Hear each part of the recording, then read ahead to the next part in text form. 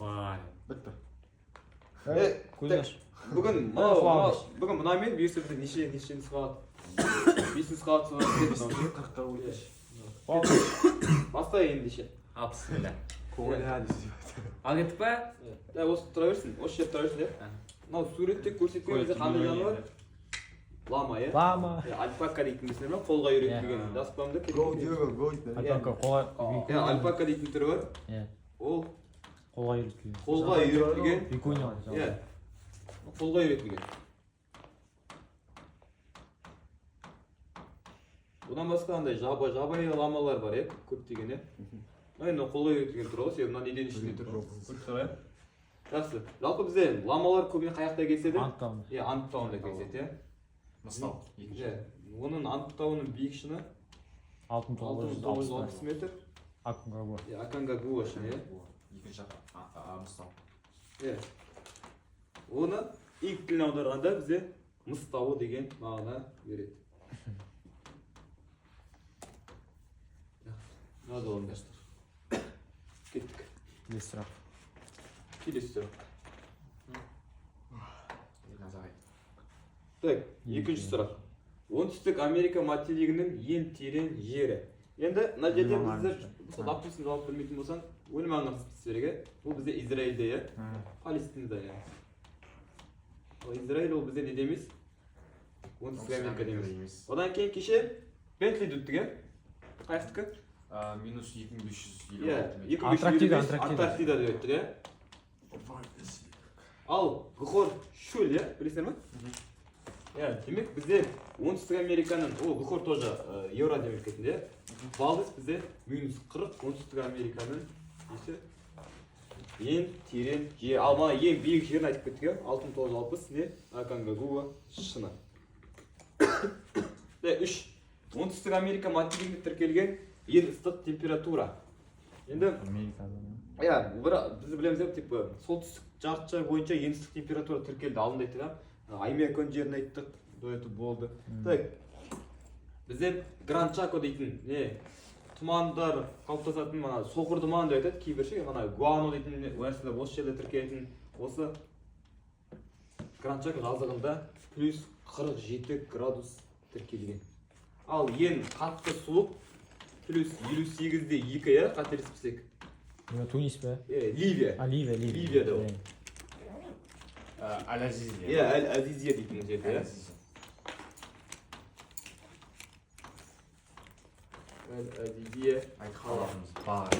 Әл-Азизия қаласында осындай температура тіркелген. Бұл әлем бойынша. Ал мынау оңтүстік Америкада плюс 47 градус, ол бізде Гранд Чако жазығында тіркелген. Енді бұл жақын, Атакама шөлдеріне жақын орналасқан ғой. Жақсы. 1499 жылы Гвиана мен Венесуэла жағалауына Амазонка сағасына дейін жеткен саяхатшы. Так, мына жерде мысалы ретінде вариант ретінде ойлап көруге, 1492 дейтін вариантта мысалы бізде Кристофер Колумб бірінші келеді. Ал оның артынан екінші болып келетін кім? Мұнау Колумб ашады. Веспуччи. Кристофер Колумб ашады, бірақ өмір ақи ол жерді дұрыс таппағаннан кейін, ол Үндістанды жазып келеді. Мәселе екен дәлелдеген. Оның бөлек бір жаңа дүние екенін дәлелдеген, одан кейін артынан еріп келген саяхатшы Америка. Вальзюмелер Америка Веспуччи. Одан кейін Вальзюмелер оған Америкаға атау береді. Жақсы. В общем, фото түсіріңдер. Бірін фото түсіресіңдер ме? Жоқ. Фото түсіріңдер. Мен. Фото түсіресің? Не, осы бастан сұратым, осы жерден. Сөйсе, болды, жақсы. Так, оңтүстік Америка құрлығының климатының өзіндік ерекшеліктерін зерттеген жерде жауап тұр, бізде білеміз, түсірмей қояйық. Мынау бізде қараңдар. Кеше тоже бір сұрақ болды, оңтүстік Американы зерттеген, жер бедерін зерттеген ғалым ол Гумбольдт. Геологиясын ба? Жер бедері орографиясын зерттеген ол Гумбольдт болды. Гумбольдттың тағы қандай еңбегі бар? Гумбольдт ол бізде салыстырмалы географияның негізін қалайды, Риттермен бірге. Негізі сұрақ ол емес, бірақ сонда да айтып кетейік. Мына Байковқа қатысты не бар тағы да? сол жердегі климатпен плюс не өсімдіктерді ана табиғи отаны ретінде мана картоп, қызанақ дейтін нәрселерді тоже айтады. Түсінікті ме? Ал Байков жалпы негізі Байков дейтін бізде не бар ғой? Белдеу бар ғой, білесіңдер ме? 50 градусқа дейсің ме? Байков белдеу деп аталады. Тестте болды ғой. Иә, климатқа қатысты Байков. Астында Америка Веспуччи, бұл келмейді, жақсы. Кетіп кет. Фото түсіріп алып кетелік. Кетерміз. Айбай. Сохранить.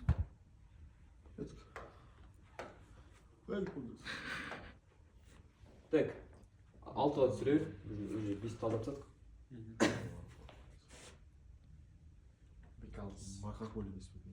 Палеонтология филиалы. Так, бізде Ақсу жабағы ғой, Білесің. Палеонтология деген не? Не var Paleontologi. Ne? Paleontologi. Yani білттім айтып айтам ақшы. Жалпы негізі біздерде мынандай нәрсе бар иә. Короче, өсімдіктерді қорғайтын көп өсімдіктер өсіп тұратын жерлер бар ғой. Сол ғой, палеонтология филиалы. Бізде сонда андай гүлдер өсіп тұрады, сондай жер ғой, бір айтқан кезде ше. Сондай филиалы бар қорық. Марқакөл. Иә, Марқакөл, Батыс Алтай, Қаратау. Білесіздер ме? Ұзын бір аумақ полностью гүлмен, нелермен қоршалып тұрады. Розалармен. Иә, розалармен, сол Ақсу жабағы сондай аймақ. Палеонтология Или жақсы. Мынау енді кеше келген сұрақ, иә? Электр энергиясы 99% алатын ел. Норвегия. Түбегінде Батыс Еуропа. Норвегия. Астанасы? Осло. Осло, иә? Асасы Берлин. Осло, иә? Жақсы. Фото түсір олды. Айта бермейікші өйдеп. Түсіріп тұрмын. Так. Тауарлы қай екен? Мынау қай Қай елді білесің бе? Пиреней түбегі. Екі. Қай ел?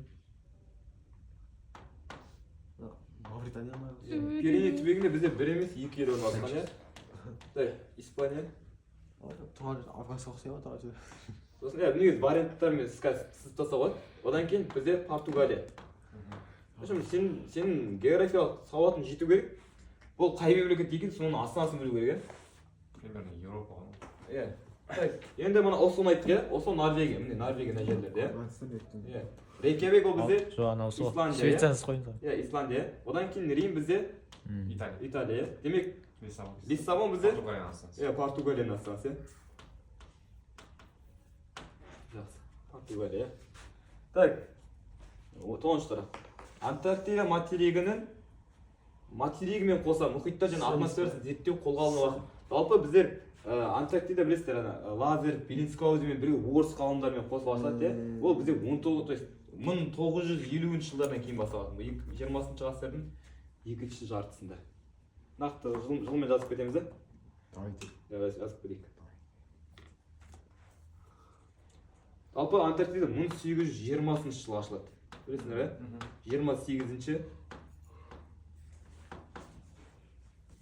28 қаңтарда, иә? Антарктида мен солтүстік мұзды мұхит жасырады да көбісі. Иә, ол екі түрлі.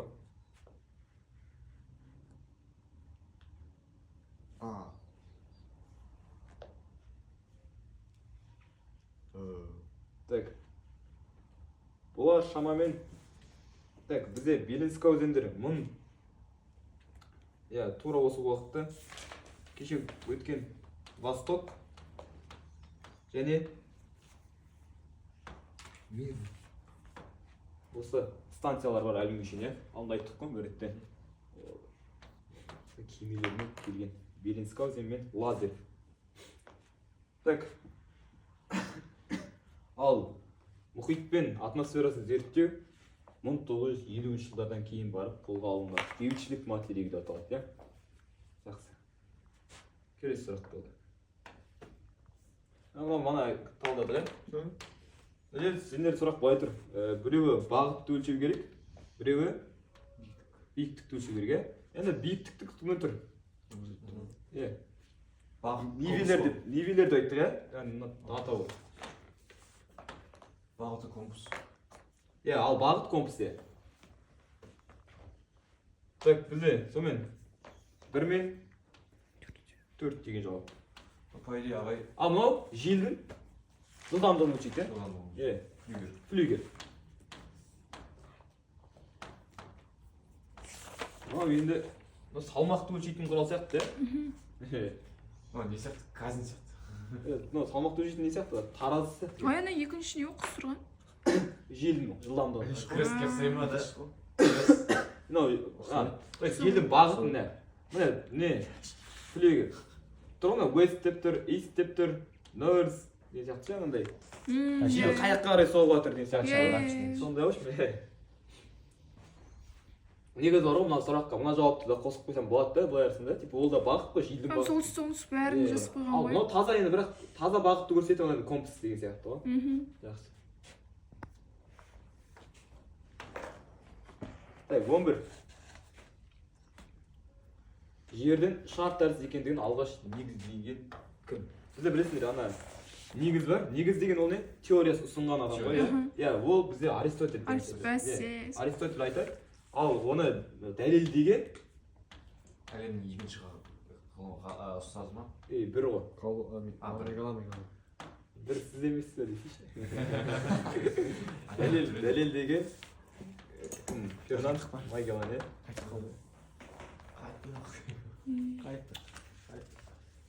Қайтты. Ағысы екіншісі Әл-Фараби, үшіншісі ме екенсің? Так, озон қабаты бізде қаяқта? Білесіңдер ме? Стратосферада емес, өттік қой. Тропосфера и Так, 55-ші километрде кездеседі. Озон қабаты, иә? Білесіңдер, ол бізде ана не пайдасы не? Ультра күлгін. сәулелерден қорғайды. Иә. Сәулелерден қорғайды. Сосын не қалай? Жақсы. Метеорит ол өз алдына ғой, бірақ метеориттер көбіне мезосфераға жетпей жағып кетеді ғой. Сосын стратосферада озон қабатының тиісілігі дейтін әлемде рак ауруымен сосын ғаламдық жылынуға келеді. Жазып жіберейін бе? Осы екеуде бір сұрақтар бар, вот тоже. Рак ауруының негізгі себебі осы озон қабатының жұқаруы. Так, мұхит түбінде жазықтар. Мұхит түбінде таулар бар, білесіңдер, иә? Оны тау мұхит асты жоталары дейді, иә? Ал мынау жазықтар. Түсіндіңдер ме? Мұхит түбіндегі жазықтар. Так, бізде мұхит түбіндегі жазықтар. Шұңғыма олар? Ең терең жер бар. Иә, керісінше олар. Мынадай, не? Шұңғыр деген шұңғыр. Атайып тұр, иә? Олар бізде. Ал материк бетке деген мынадай. Мысалы, мына жер былай су болатын болса, осы материк бетке деген ше. Ол бізде мұхит түбінде жазық емес, иә? Қазан шұңқыр емес пе ағай? Иә, қазан шұңқырлар ғой. Қазан шұңқырлар бізде мұхит түбіндегі науалар дегенде тура болсын, судың астында кездесетін. Бірақ мына сұрақтың дұрыс жауабы осы болады. Жақсы. Мұхит суында еріген күйінде ең көп кездесетін зат. Ас тұзы шу. Иә, тұз ғой, иә, дұрыс. Еріген күй деген түсінікті ғой, мысалы судың ішіне тұз салып жіберсең еріп кетеді ғой. Ал мына мұнай бар. Міне, мынаны былай алып шықсам болады. Қазан шұңқырлардан мұнай алып шығасың. Түсіндіңдер ме? Мысалы ретінде ана Гвинея, Парсы шығанағы, Мексика шығанағы. Мексика, тоже сондай. Олардың бәрі қазан шұңқырлар ғой, по сути астарында ше. Сол жерден бізде нелер шығады, мұнай шығады. Сондай. Енді маржан мен алмас судың астында емес, олар көбіне сафир, кеше Шри-Ланка, иә. Сондай үшін. Болдық па?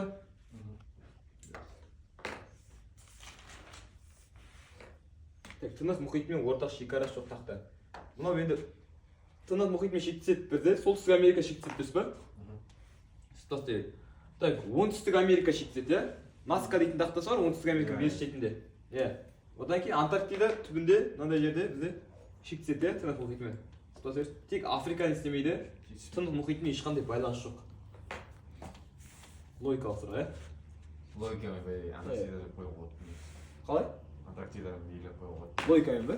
Құттай шетіп алып қой, ана картаны жаттаған кезде бір жағын кәдімгі тынықты жаттаған жоқ болса. Жақсы. 16-шы сұрақ. Шөгінді органикалық тау жынысы, иә? Біздер тау жыныстарын бөлеміз, иә? Шөгінді, метаморфты, магмалық деп, иә? Так, біз енді еще оның ішінде шөгіндінің өзін бөлесің. Органикалық, химиялық, механикалық деген сияқты ше.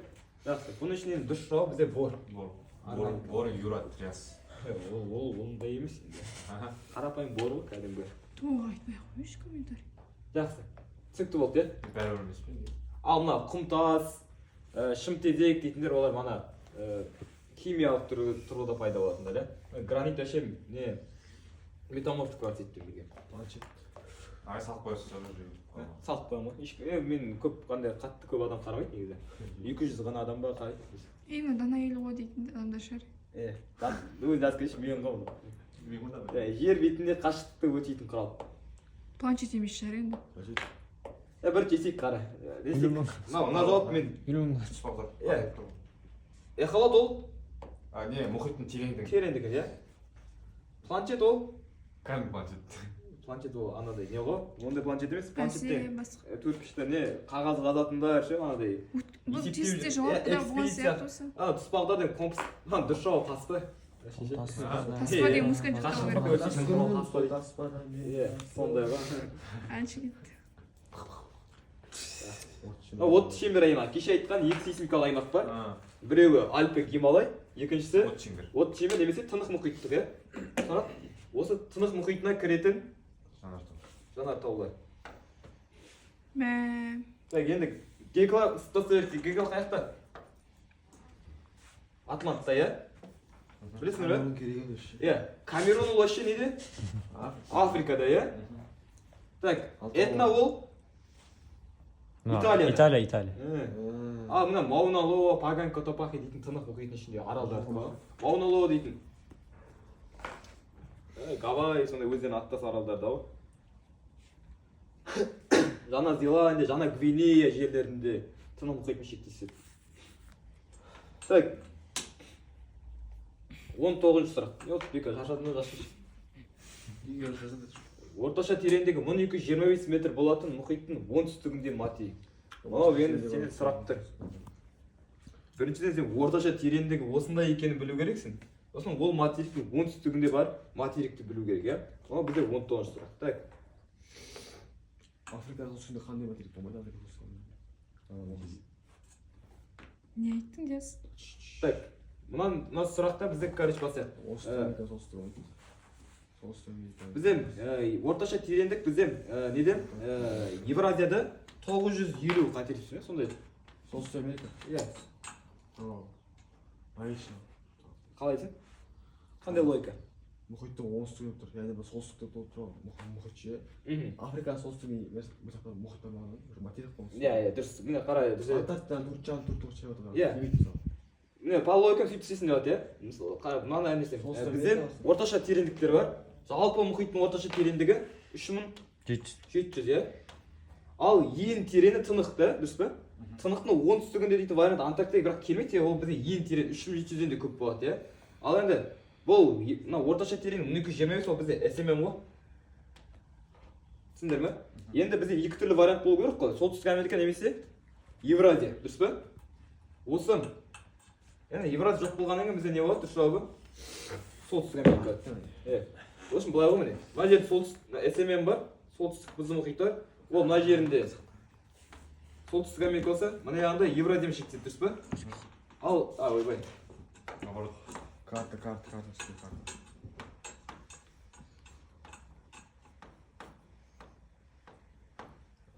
Ал осы 1225. Өзі ең терең жерінің өзі 5000-ға жуық қана ше, Гренланд теңізінің қасында.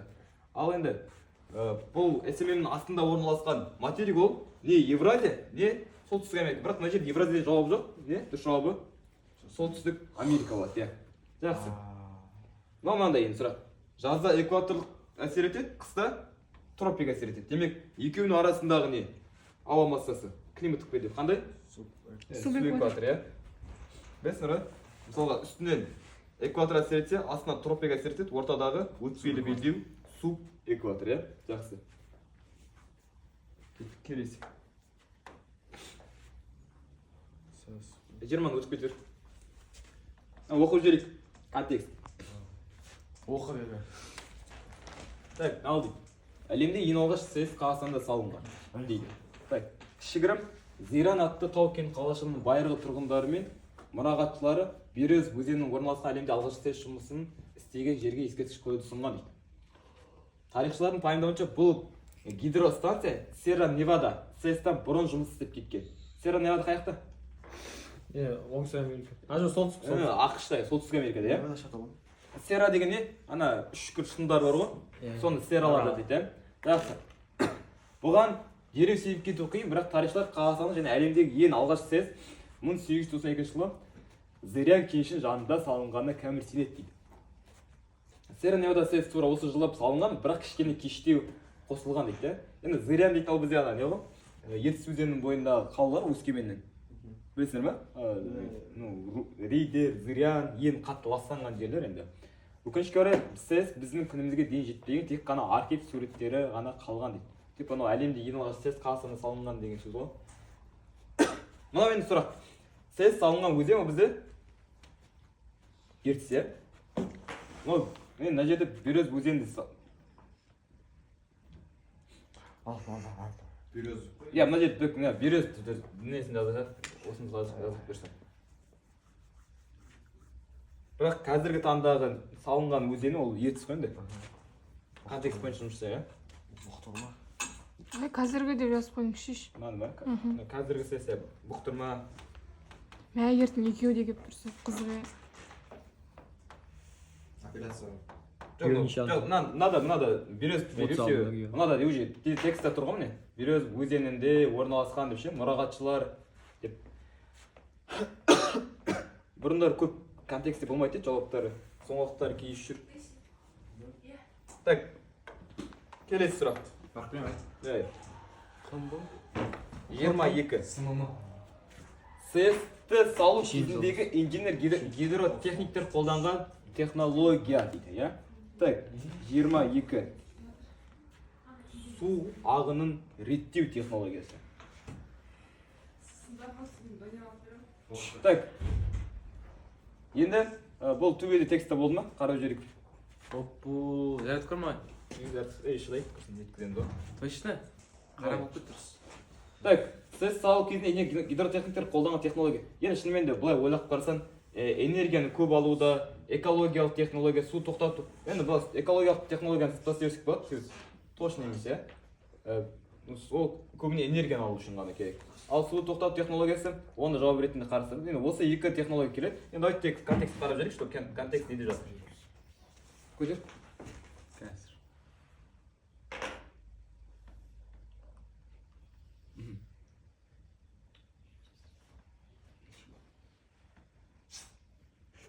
Тағы. Бар ма бұл жерде? Міне.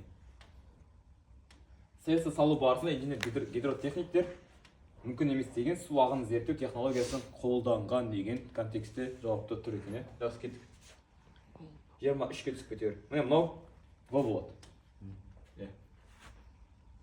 СЭС салуда мақсат үстіне көтеш, қайттан текстті тоғыз тұр, жауап.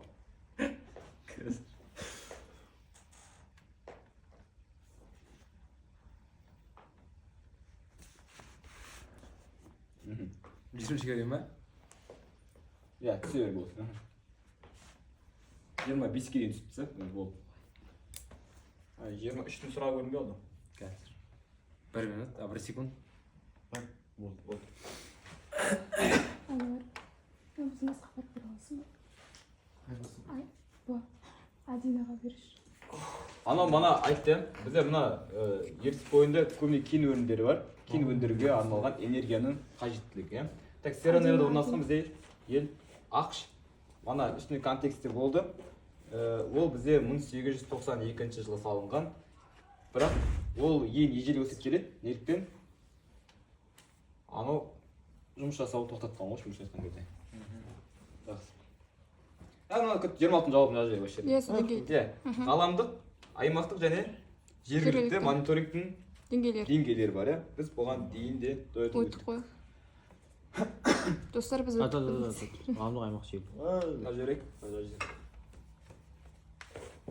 Уақыт алмаңдар. Қош. Видео ішіне бәріне арызмай. Фото түсірдің бе? Иә. Давайте. секрет. Мынау да оңай, иә. Біз бұны аудан түсіріп аудан түсірудің ареалдары негізгі топтары екеу, иә. Біртекті және торапты. Біртекті деген бір ғана ареалды қарайды, ал торапты деген бірнеше ареалдарды қосып қарастыру, иә. Карта бойынша аудан өлшемін кең қолданатын ең қарапайым жолы палетка. Біз бұны ең басында жаттады, иә. Кубометр ол иілу деген мағына береді, иә. Картограмма ол бізде вообще карталарға диаграммалар сызу, иә. Электронды карта ол цифрлық сандық формат өткізу, иә. Ақпарат ол газдың негізгі ақпарат деген несі ол мағынасы береді, иә. аудан өлшемін алу кең қолданып қарапайым. Планиметр емес па? Палетка. Біз жаттадық қой палетка. Аудан өлшемін алу тоже планиметрге келеді. Иә, біз екеуін қарадық қой. Біз екеуі де бар, бірақ ең қарапайым қолданылатын жолы палетка жаттадық. Аудан өлшеуге планиметр болады, бірақ мына ең қарапайым қолданылатын жолы осы палетка. Түсінеге. Так, Намибия. кеттік. 29. Картаның экран бетіне шығарудың екі түрлі тәсіл бар, иә? Растрлық векторлық па? және векторлық. Так, енді орман төртінші қысқару. Бізде 4 қысқару кезеңі бар. Иә. Бірінші кезең ол кімде, қай кез? Жерорта теңізінің Қой. Үндістан. Үндістан мен Қытай емес пе? Так, екінші кезең? Филиппин, Индонезия. Так, Қайталамыз. Ауыр етте. ауыр несең. Ауыр. так, Филиппин. Так, Индонезия. Ұстау естерші. Үшінші кезең ше? Хазами. Қошиш. Жер ортаманы, то есть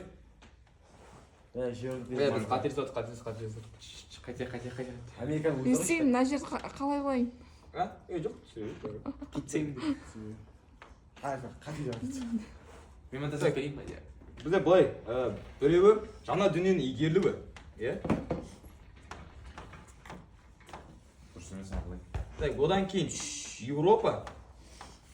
Одан кейін бар төртінші кезең, мына айтып кеткен, иә? Мынау ғой, Малайзия, Индонезия, Бразилия ормандарының қысқаруы, иә? Жақсы. Еуропа деген кезде нақтысы жерорта ғой.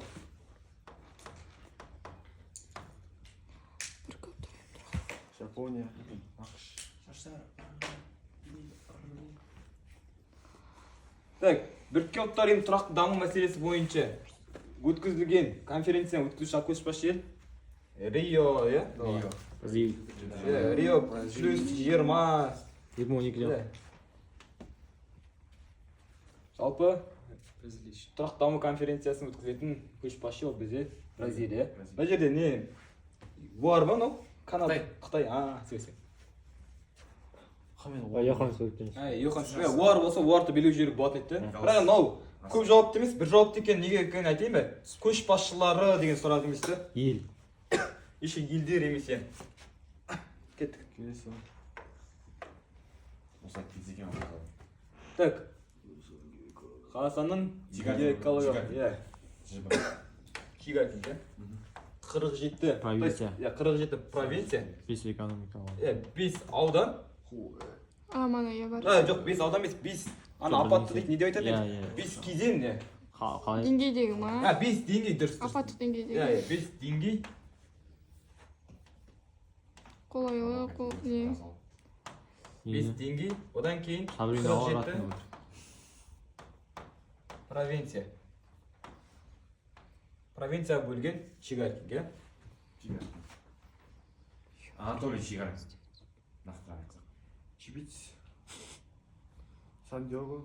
Осы Чигаркин деген Көп сөйлемейікші. 33 сұрақ, Армен. Ақшта халық саны? ақшта халық саны 10 миллионнан асатын агломерациялар, иә? Бұл не ғой? Үлкен қалалар, мегаполистер. Так, типа ана Чипиц соларды айтып келе отыр ма? Жоқ, мынау бізде олар нелер ғой? Сан-Диего деген емес па ғой? Иә, біз бір қарастырдық қой, 33 сұрақ, иә? Так, бізде ең көп 10 миллионнан Нью-Йоркта екен. Сосын Лос-Анджелес. Болды ма? Қара, иә біз мына Босфаш, сосын Чипитсті, сосын Сан-Санды не деп қарастырдық? Көл маңы агломерациялар деп қарастырдық. Калифорния штат қой да. Иә. Көл несі деп? Көл маңы мегаполистер деп Калифорния штат. Ой, мынада қоймады. Типа оқушылардың да біздің оқушылар зоопарктар. Жеткісіз оған. Көл маңы мегаполис, иә. келесі Келесі кеттік. Латын Америкасындағы Латын Америкасындағы мал шаруашылығы басым. мал шаруашылығы басым етер. Бразилия. Тұқымнан емің. Перу. Чили сосын Аргентина, иә. Açık. Так, енді бұл жерлерде қандай мал шаруашылығы? Мына жерге мысалға, иә. Бразилияның жауапты қосып қойсам да болады, ірі қара шаруашылығы бар, иә. Прям дұрыс жауабын Аргентина, Чилиде берді. Біз ояқта да бар ғой ол нәрседе.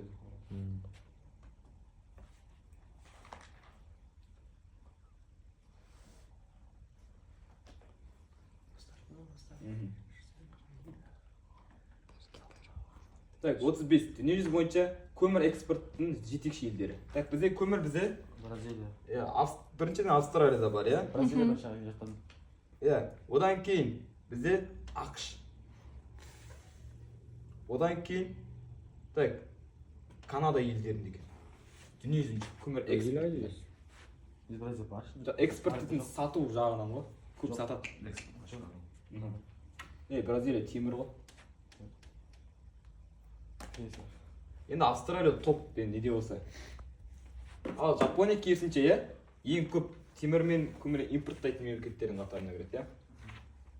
Екеуінде де ма қалайсың?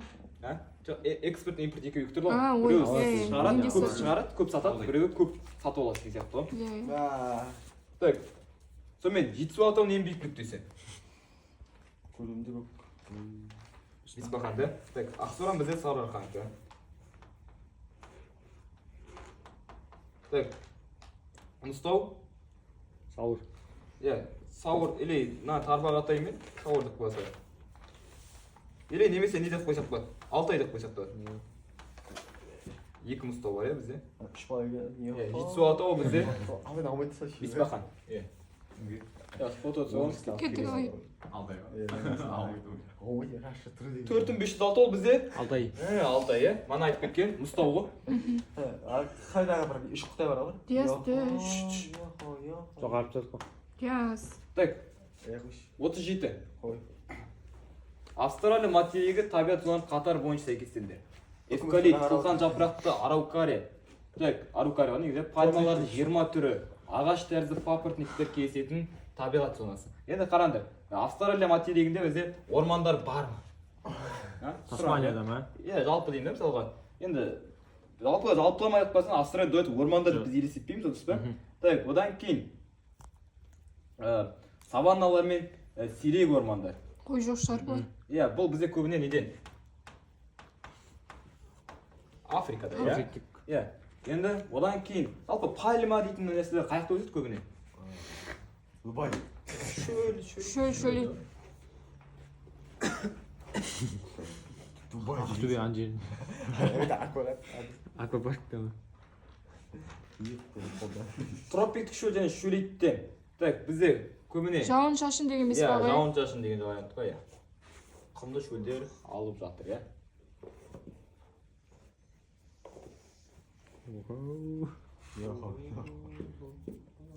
Ауыстырып жіберсек? Кеттік.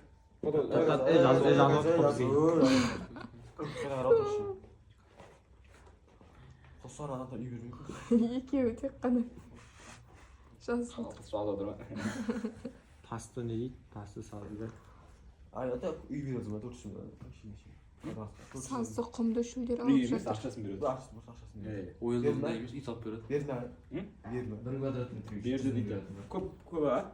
Жоқ, ол олай болмайды ғой. Сөйтіп шықты ғой көтеріліске. 80 квадрат метр ойылды. Бесіктен. Сөйтіп сондай ұсыныс айтқан, типа Кеттік. жаңа үй салып береді. Әңгіме бітті. Қоса бөлініп не қылды Иә. бойша бар